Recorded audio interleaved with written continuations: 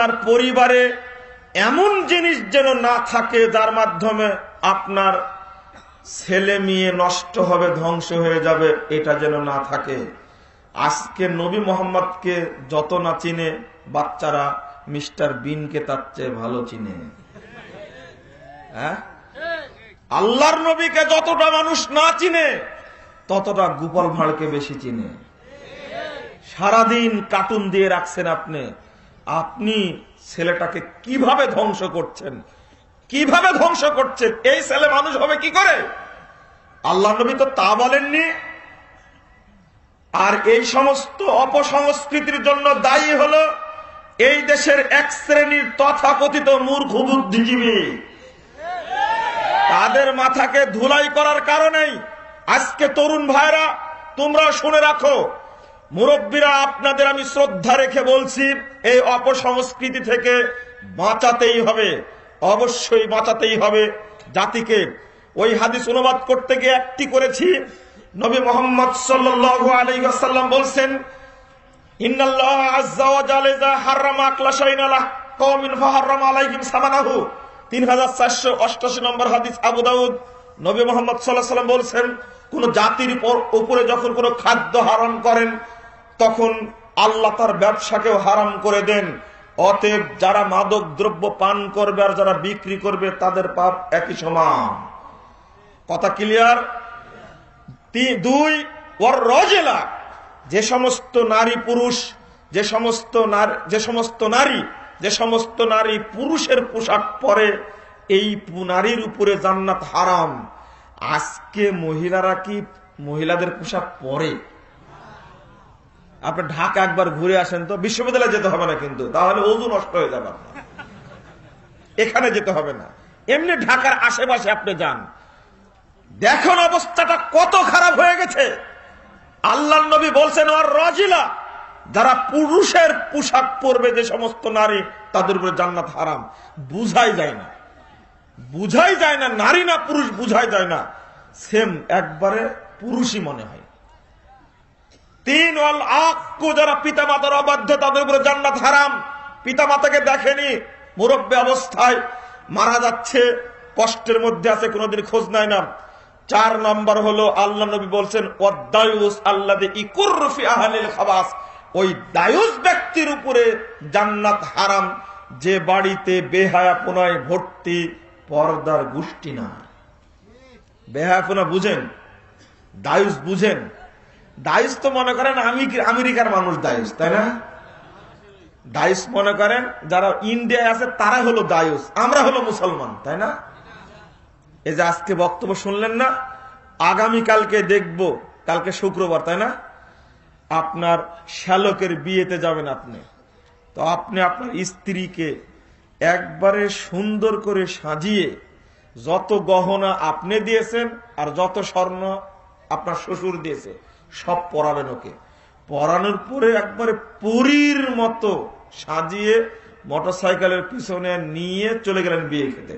দায়ুস আপনি নিজেই। আপনি দায়ুস খুঁজতে আমেরিকায় গেলেন কেন? আপনার স্ত্রী আপনার জন্য বৈধ। হাজারো কোটি মানুষকে দেখানোর কি দরকার? একসঙ্গে বসে খাওয়ালেন কেন? নবী মুহাম্মদ সাল্লাল্লাহু আলাইহি ওয়াসাল্লাম বলছেন, ইন্নাল মারআতা আল মারআতু আওরাতুন। 1173 নম্বর হাদিস, তিরমিজি খুলুন। আল মারআতু আওরাতুন, মহিলারা হলো ঢেকে রাখার বস্তু। এই দেখেন, ঢেকে রাখার বস্তু মহিলারা, এইভাবে ঢেকে রাখতে হবে। আল্লাহ নবী বলছেন, আল মারআতু আওরাতুন, মহিলারা ঢেকে রাখার বস্তু। ফাইদা খরাজাত, যখন মুড়ক উন্মোচন করা হবে, যখন দেখানো হবে, ইস্তাশরাফা শয়তান, শয়তান তাকে জেনা করার জন্য উদ্বুদ্ধ করে। নাউজুবিল্লাহ। এটা নবী বলেছেন, আমার কথা নয়, এটা আল্লাহর নবী বলেছেন। মহিলাদের পিছনে শয়তান লেগেই থাকে বিভ্রান্ত করার জন্য। তো আপনি কিভাবে মেয়েটাকে এইভাবে নিয়ে গেলেন? কেন নিয়ে গেলেন? পাশাপাশি এখানে আরেকটা হাদিস অনুবাদ করি বর্তমান প্রেক্ষাপটকে ঠেকানোর জন্য। 205 পৃষ্ঠা সহিহ মুসলিম 2য় খণ্ডের আল্লাহ নবী মুহাম্মদ সাল্লাল্লাহু আলাইহি ওয়াসাল্লাম একটি হাদিসে বলছেন, আল্লাহ নবী বলছেন, সাহাবীরা শুনে রাখো, সিনফান মিন আহলিন নার, 2 শ্রেণীর মানুষ জাহান্নামে যাবে, লাম আরাহুমা, এই দুই শ্রেণীর মানুষ আমার যুগে ছিল না, আমি এদেরকে দেখিনি। তার মধ্যে এক শ্রেণীর মানুষ হলো নিসাউন কাসিয়াতুন আরিয়াতুন মুমিলাতুন মাইলাতুন রুসুহুন্না কাসতামাতুল মুখতাল মাইলা।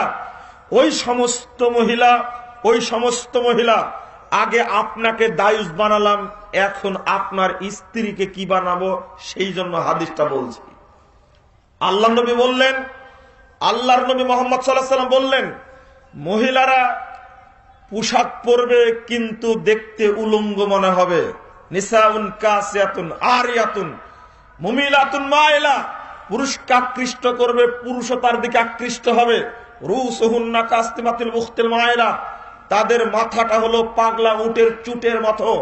উট যেমন চলে, মহিলাকে চলার ঢং দেখে বুঝবেন ও বাড়ি থেকে বের হয়েছে, কলেজ যাবে। বুরকা তো দূরের কথা, উড়নাটাও নাই, শর্ট ফতুয়া গায়ে আছে, বের হচ্ছে।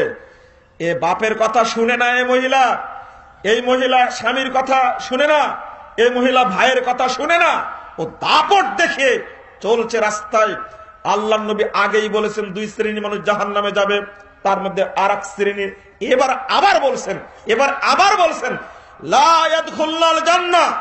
সাহাবীরা মনে রেখো, এই সমস্ত মহিলারা জান্নাতে যাবে না।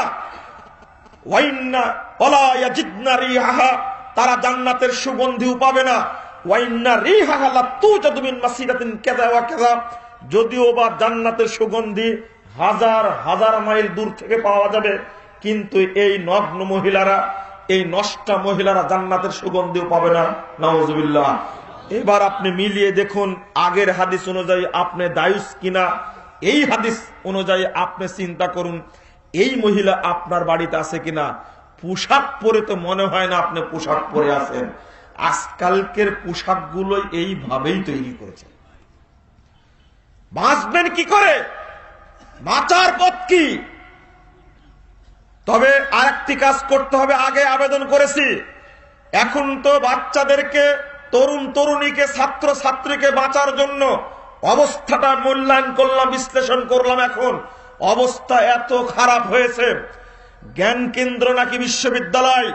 শুধু তাই নয়, ঢাকা বিশ্ববিদ্যালয় হলো প্রাচ্যের অক্সফোর্ড খ্যাত, তাকে বলা হয়। সেই স্থানে গত বছরের পহেলা বৈশাখে যে নোংরা ঘটনা ঘটেছে, এক শ্রেণীর লম্পট, এক শ্রেণীর লুচ্চা, এক শ্রেণীর সন্ত্রাসী, এক শ্রেণীর নগ্ন মহিলাদের কাপড় খুলে নিল, আর গোটা পৃথিবীর মানুষের কাছে এই ছোট্ট মুসলিম বাংলাদেশের ভাবমূর্তি নষ্ট হলো। কোন মুসলমানের বাচ্চা এই সমস্ত নোংরামিকে পছন্দ করতে পারে না, আসে না, অসম্ভব ব্যাপার। এটা ঘটলো কেন, কি জন্য ঘটলো? সাংবাদিক ভাইরা নাম দিলেন পহেলা বৈশাখে বস্ত্র হরণ। আজীব ব্যাপার, বস্ত্র হরণ, ভাষাটা কত ভদ্র না, কত ভদ্র না, কাজটা কি ভদ্র? আমি বলি, এই কথা বলে মাঝে মাঝে বলি, আমার বিশ্বাস আর কোন হিন্দুর মহিলাও এই পহেলা বৈশাখের নষ্টা অনুষ্ঠানে যাবে না। এত বড় নোংরা কাজ হয়েছে। আর একটা কথা, এই বস্ত্র হরণ লিখলো কেন? কই মতিঝিলের মহিলাদেরকে কাপড় খুলে নিল না? মালিবাগের খুলে নিল না? মহাখালীর মহিলাদের খুলে নিল না? টিএসসি চত্বরে, ঢাকা বিশ্ববিদ্যালয় চত্বরে মহিলাদের কাপড় খুলে নিল কেন? ওর কাপড়ই ছিল না। তুমি নগ্ন হয়ে গেলে কেন? শুধু এই লুচ্চা লম্পট, এই সন্ত্রাসীদের দোষটা তোমারও দোষ আছে। তুমি সেখানে গেলে কেন উলঙ্গ হয়ে? ওই যে আগেই বলেছি, আম ছিলে রেখে মাসিকে ওয়াজ করছে, এই মাসি শোন, এই আম হলো ভদ্রলোকের জন্য, এরা খাবে, তুই যেন বসিস না, হবে? এই ওয়াজ করলে চলবে? আশ্চর্য কথাবার্তা। মহিলাদেরকে তো ঢেকে রাখতে হবে, উলঙ্গ হলো কেন? নাম দিছে বস্ত্রহরণ। ও সাংবাদিক ভাইরা, এই নামটা, শিরোনামটা সুন্দর হয়নি। নোংরা কাজের শিরোনাম হবে নোংরা, ন্যাংটা করণ নাম হবে, এটা হবে না, এই স্থানে পাঠাবেন না। তবের মধ্যে একটি কথা এখানে বলে রাখি একটি কথা তবের মধ্যে, সেই কথাটি হলো এই, দুঃখজনক ব্যাপার হলো এই, এক শ্রেণীর নারীবাদী সংগঠন বাংলাদেশে কাজ করছে, তারা বলছে নারীর ক্ষমতায়ন চান, এটা হলো হাতির দাঁত, এটা হলো ফাও মুখোশ, এটা আসলে না। আসল ঘটনা হলো বাংলাদেশটাকেও আমেরিকা, ব্রিটেন, ইন্ডিয়ার মতো নগ্ন রাষ্ট্র বানানোর একটা তাদের গভীর পরিকল্পনা। কারণ গোটা বাংলাদেশে 22টা জেলায় 22টা বেশ্যালয় আছে। তারা আজ পর্যন্ত কেন আবেদন করেনি বেশ্যালয়গুলো বন্ধ করা দেওয়া হোক? 1997 সালে 55টি রাষ্ট্রের স্বরাষ্ট্রমন্ত্রী এসেছিল বাংলাদেশে। তারা প্রত্যেকেই দাবি করে গেছিল এই যেন পতিতালয় বাংলাদেশে না থাকে। বাংলাদেশ সরকার 97 পর থেকে আজও কোনো পদক্ষেপ নেয়নি। কেন এই মহিলারা পদক্ষেপ নিতে পারতো না? কিসের নারীবাদী সংগঠন এটা? তাদের উদ্দেশ্যটা কি আসলে এটা জানা কথা। এদের খপ্পরে পড়া যাবে না। আপনি আপনার মেয়েটাকে হারমোনি কিনে দিয়েছেন আগে, যখন বয়স 7 বছর। আমাকে ওয়াজ করতে বললেন যে তরুণ সমাজের অবক্ষয় সম্পর্কে বলেন। এই অবক্ষয় বলে কি করব? আপনি হারমোনি কিনে দিলেন কেন? আপনি কি জানেন সালাতের মধ্যে মহিলারা ইমামের ভুল হয়েছে, সুবহানাল্লাহ শব্দটা বলার অধিকার রাখে না। ও হাদিসটা শুধু এতটুকু বুঝলেন আর বুঝলেন না? হাদিসটা আরেকটু বুঝতে হবে। সুবহানাল্লাহ বললে আল্লাহর নবী বলছেন আসমান থেকে জমিনের মধ্যে যত ফাঁকা জায়গা আছে সবগুলো ভর্তি হয়ে যায় নেকিতে। সালাতের মধ্যে মহিলারা সুবহানাল্লাহ বলতে পারবে না। ইমাম ভুল করছে, সুবহানাল্লাহ বলতে পারবে না। কেন বলবে? এরকম শব্দ করবে, তখন ইমাম বুঝবে যে মনে হয় আমার কিছু ভুল হয়েছে। ওরা সালাতের মধ্যে সুবহানাল্লাহ শব্দ বলতে পারবে না, এটাই বুঝলেন। তাহলে আপনার মেয়েকে আপনি গান শিখাচ্ছেন কি করে? হারমোনি কিনে দিলেন কি করে? নাচ শিখাচ্ছেন কি করে? বুঝতে পারেননি মনে হয় হাদিসটা মাথায় ঢুকেছে? কিভাবে করেন? ইসলাম কত সচেতন। সালাতের মধ্যে ইমাম ভুল করেছে, মহিলারা সুবহানাল্লাহ বলার অধিকার রাখে না। পুরুষরা সুবহানাল্লাহ বললে মহিলারা শব্দ করবে। মহিলাদের কণ্ঠের মায়াবী সুর একজন পুরুষকে 1 সেকেন্ডে দুর্বল করে